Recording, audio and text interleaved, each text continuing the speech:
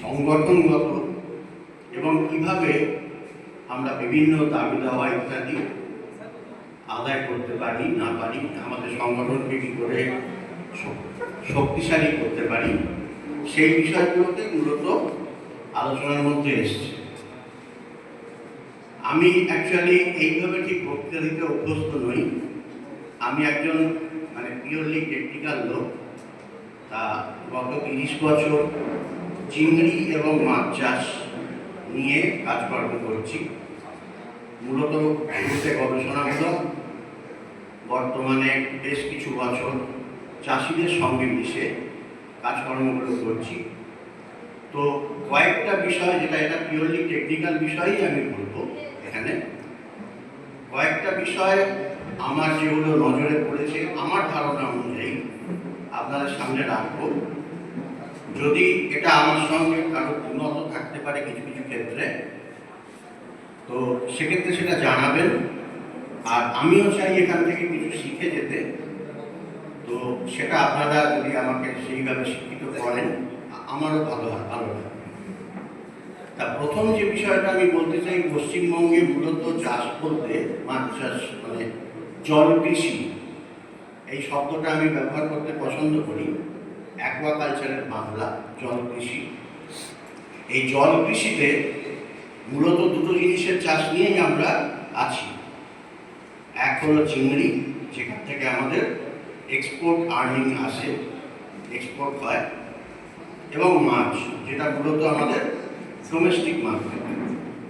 আমি প্রথমে 1, 2, 3 করে ছোট্ট ছোট্ট কয়েকটা পয়েন্ট বলবো। একটু প্রজেকশনের ব্যবস্থা থাকলে হয়তো আরেকটু ভালোভাবে বলা যেত। তো যাই হোক, তো আমার যেটা মনে হয়েছে, চিংড়ি চাষের ক্ষেত্রে বিভিন্ন সমস্যা এক্সপোর্ট সংক্রান্ত, টাকা পয়সা পাওয়া সংক্রান্ত রয়েছে, কিন্তু চাষ সংক্রান্ত কি কোনো সমস্যা নেই? আমরা কি চাষটাকে সঠিকভাবে করছি? জলের ভেতর কি হচ্ছে আমরা কি সত্যি বুঝি? আমি নিজে একদম সর্বান্তকরণে স্বীকার করছি, অতি সামান্য বুঝেছি। বোঝার অনেক বাকি আছে। যত দিন যাচ্ছে তত বুঝতে পারছি যে কত কম জানি। কিন্তু তার মধ্যে থেকেও যে কয়েকটা পয়েন্ট আমার মনে এসেছে চিংড়ি চাষ সংক্রান্ত। প্রথমে চিংড়ি দিয়ে শুরু করছি। পূর্ব মেদিনীপুর চিংড়ি চাষে পশ্চিমবঙ্গে অগ্রণী। আরও দুটো জেলা, দক্ষিণ 24 পরগনা, উত্তর 24 পরগনাতেও চিংড়ি চাষ হয়।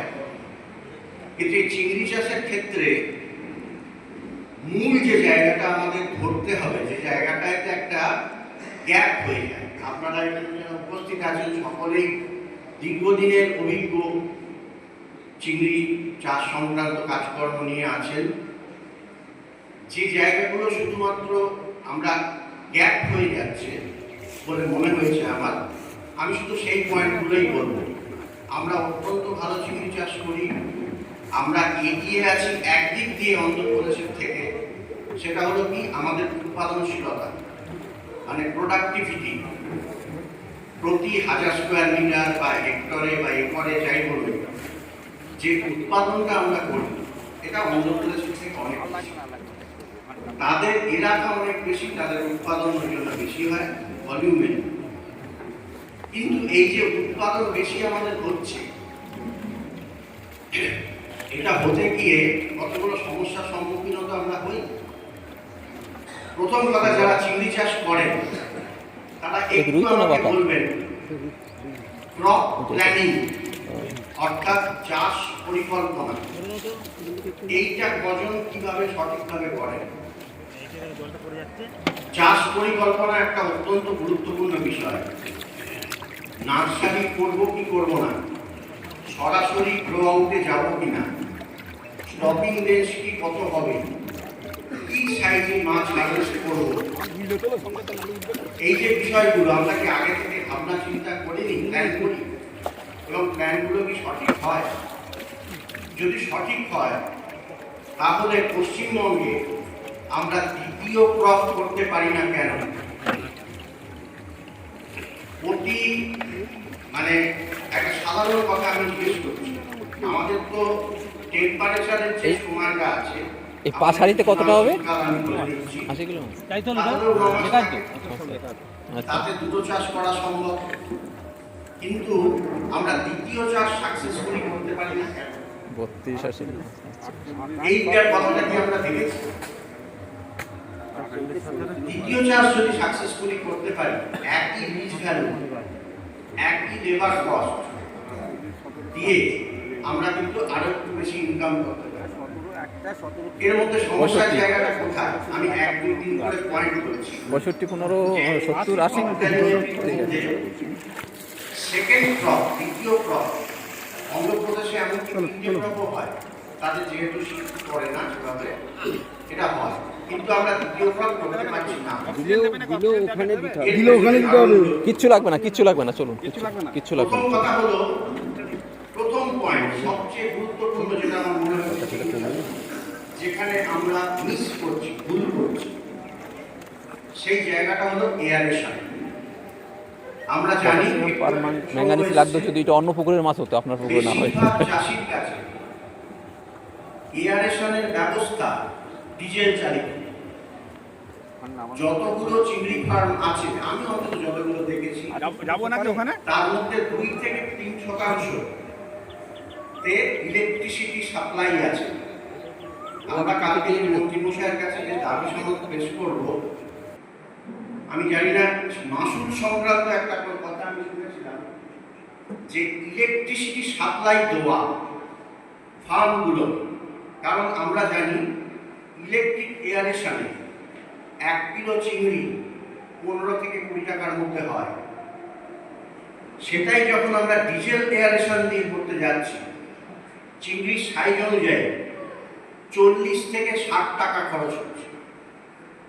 ছোট চিংড়ি হলে কম, বড় চিংড়ি হলে বেশি। এবং এই ডিজেল এয়ারেশনের যে খরচ, এইটাকে সামলানোর জন্য, এটাকে অ্যাডজাস্ট করবার জন্য আমরা অত্যধিক হাই ডেন্সিটির চাষের দিকে চিন্তা ভাবনা করব, যাতে খরচটাকে মেক আপ করা যায়। কিন্তু কতটা চিংড়ি উৎপাদন করতে গেলে কতটা এয়ারেশন হওয়া প্রয়োজন, আমাদের প্রতিটা চাষি কি জানে? আপনারা যারা চাষিদেরকে শেখান, এখানে যারা উপস্থিত আছেন, তারা কি সঠিকভাবে এই জিনিসটা, আমার অনুরোধ যে এই জিনিসটা অন্তত চাষির কাছে পৌঁছে দিন। একটা diesel aerator, diesel operated aerator চালাতে গেলে সাধারণত আমরা কি দেখি, যে একটা 10 হর্স পাওয়ারের আলফা মেশিন বাঁধের উপর বসানো আছে। 10 হর্স পাওয়ার মানে হলো 7.5 কিলোওয়াট প্রায়। সেখান থেকে গিয়ারে আসছে পাওয়ারটা, গিয়ার থেকে কাপলিংয়ে যাচ্ছে, কাপলিংয়ে থেকে বুশের মাধ্যমে বা ঘর্ষণেতে ওই 7.5 কিলোওয়াট যে পাওয়ার, প্রথমত আমরা ডিজেল খরচ বাঁচানোর জন্য 1 লিটার ক্যাপাসিটিটাকে কমিয়ে 500 ml 600 ml করে দিচ্ছি, যার ফলে ওই মেশিনটার পাওয়ার কিন্তু কমে 4 কিলোওয়াট হয়ে গেল।